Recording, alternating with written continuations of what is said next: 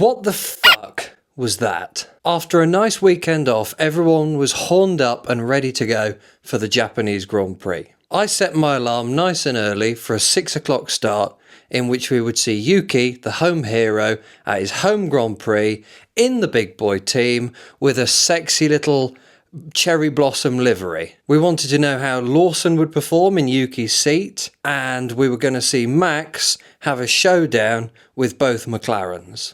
I was downstairs, my jeans were undone, I was shaft in hand, ready for the off. Over the last 3 years, we have had 2 red flags at the Japanese Grand Prix and 4 safety cars. And we were looking at the opportunity this Sunday of a decent dose of rain too. This is gonna slap. And by the end of the formation lap, I was ready to rock out with my cock out, had a semi ready to go. And what happened when the flag dropped? Absolutely fuck all. Nothing happened. I got up at 5:55 a.m. to watch 20 millionaires drive around in a circle for an hour and a half. Now, I know that's what we typically do anyway, but normally there's a bit of on-track action to watch. I watched a total of 640 company logos on all the cars drive around and around a piece of tarmac in southern Japan. That was my morning on Sunday. What the fuck? It wasn't just me that thought this. In the cool-down room after the race, Oscar Piastri watched the highlights on the screen that they put up to sort of discuss what happened in the race, the stuff that they didn't see.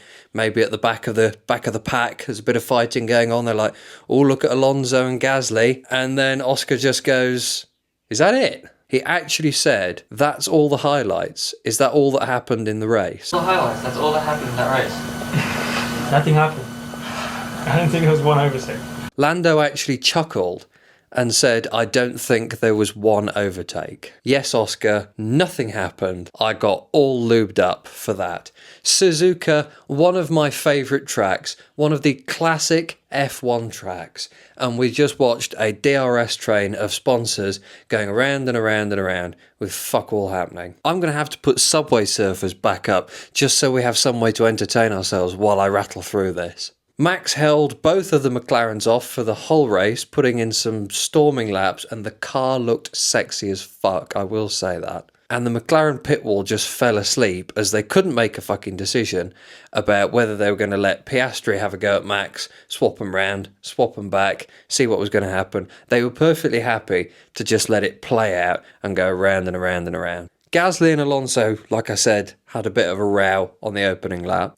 Then they just stopped and just carried on driving around in this long train. And Liam Lawson jumped ahead of Yuki briefly before they put him on a different strategy in which he just drove around and around at the back of the pack-ish on soft tyres. So we don't really know. There's no comparison really there apart from qualifying in terms of race pace.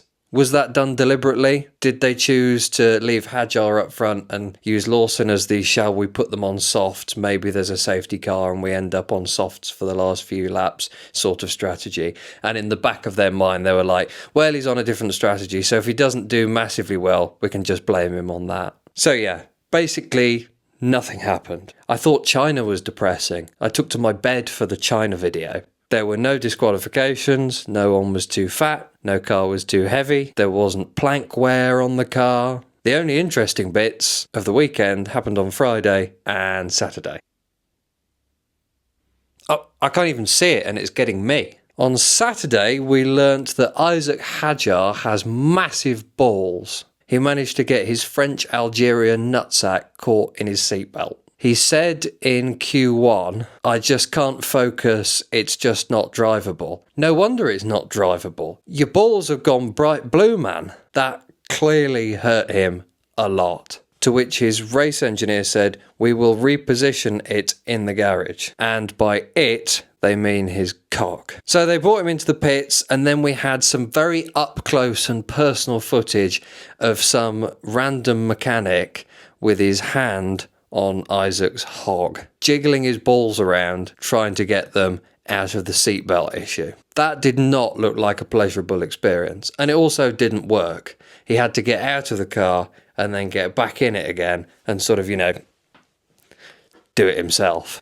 I mean, fuck me. There's a lot of people who would pay a lot of hard-earned money to be in a garage full of men having their junk fondled. I am not one of those people, but each to their own. So after Isack had finished having his bits fondled, he got back in the car and did a half-decent lap and was able to put it on 7th. If the races continue like this, Liberty Media are actually going to put Subway Surfers below the race or alongside, so we actually have something to watch while they drive around. The sad thing is it would probably increase viewer retention too. Okay, you can get rid of Subway Surfers now. We also had Jack Doohan dropping it into turn 1 in truly spectacular style at mega speed. Supposedly this is because he didn't close his DRS. Now, I was under the impression that DRS closed when you touch the brake. I mean, that is definitely something that, if it isn't the case, needs to be. But it is the case. So were they just making an excuse for him? Then the fucking grass caught fire. Did someone flick a fag end out of the car? Was the session that long that someone flipped up their helmet and decided to have a tab on the way round? Or was it something more sinister? Jewish space lasers. I'm going to get kicked off YouTube. Right, in for a penny. The other day I was recommended a YouTube video of Piers Morgan on Talk TV. Granted, it was like a year old, but I'm a bit of a sucker to watch Piers Morgan have a go at someone, so I thought I'd give it a go. And it was a woman called Marjorie Taylor Greene, who is an American senator, no less. And she has had a history of somewhat wild conspiracy theories. So I was transfixed watching this odd-looking motherfucker, Marjorie Taylor Greene, very badly plug her new book, MTJ or G or MTG or whatever it was. And I was transfixed watching her have a go at Piers Morgan about the liberal media. She reckoned that the California wildfires of a few years ago were started by Jewish space lasers. She reckoned that a laser beam from a Jewish-run device in space started the California wildfires. I'm going to probably beep all of the Jewish words. Me saying Jew. I've said Jew too much now, because YouTube is 100% going to pick this up. So she shamelessly plugged her book, etc, etc, etc. The point is this. Here's the thing. She's also a proper smarmy cunt as well. A proper smarmy bitch. The conspiracy is this laser was shot at the track and caused the grass to catch fire. It may also explain Jack Doohan's mysterious crash. DRS my arse, space lasers. But why would they target little Australian buzzcut boy in his Alpine? Because Franco Colapinto wants his seat. Now stay with me. Franco Colapinto is Argentinian, and I found a long article about Argentinian involvement in direct energy weapons. Space lasers, and talking about the market value of Argentinian space lasers and the development of Argentinian space lasers. But these fuckers wanted 1,200 quid just for the right to read the report. So I wasn't going to do that. The Patreon isn't going that well. So in the absence of any evidence, we have to assume that Jack Doohan was targeted by an Argentinian space laser under the say-so of Franco Colapinto and possibly the Argentinian government. If this fucker doesn't get an F1 seat soon, he's going to invade the Falkland Islands, shooting his space laser at poor innocent little penguins. Anyway, can we talk about something else now? We also had Captain Cheery, Jacques Villeneuve, commentating this weekend. What a negative bastard. Oh, God, he was exhausting to listen to. His voice is quite annoying. And I know he's a Formula One driver, and I know he's a champion, and I know his old man, all this sort of... I don't know his old man, he's dead. But I know his old man was very good, etc., etc., etc. But fucking hell, he was dreadful.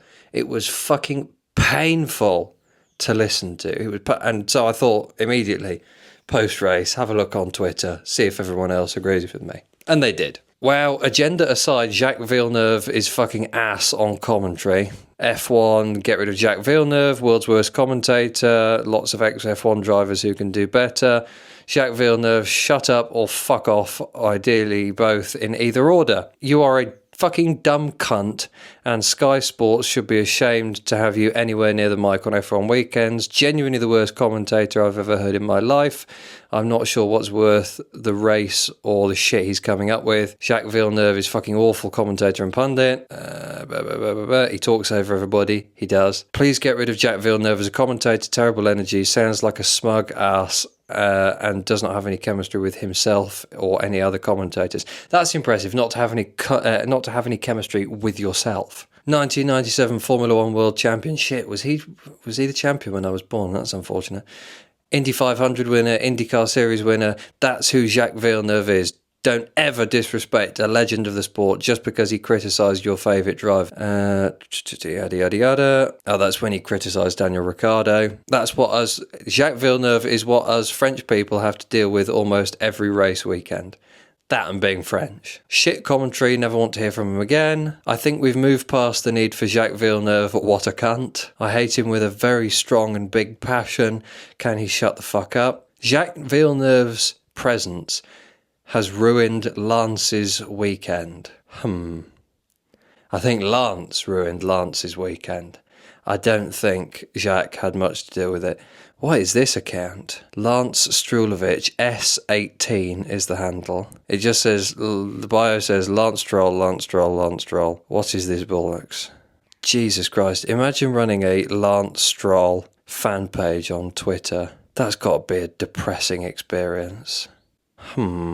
Anyway. And Alex Albon had a little shit fit as well. These shifts are so bad. What have we done to them? It's been at the start, it's been now.